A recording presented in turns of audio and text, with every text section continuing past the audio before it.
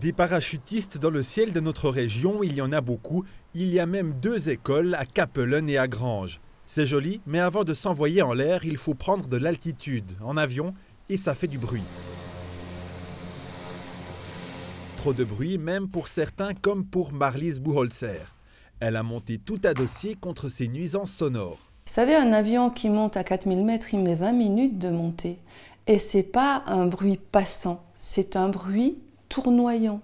C'est un peu comme si vous aviez une grosse guêpe ou un frelon autour de la tête pendant 20 minutes.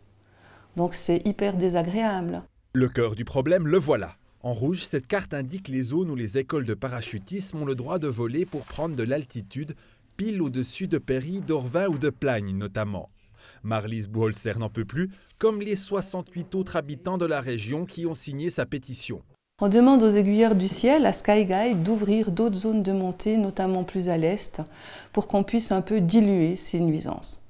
Comme ça, on ne serait pas que nous, ici dans la région, à supporter toutes ces nuisances. Skyguide, les aiguilleurs du ciel, ce sont eux qui définissent ces zones de vol. Marlies Buholzer les a contactés sans succès. Mais elle n'est plus toute seule. Elle a reçu le soutien d'une des écoles de parachutisme qui a même signé sa pétition. Nous avons joint son président.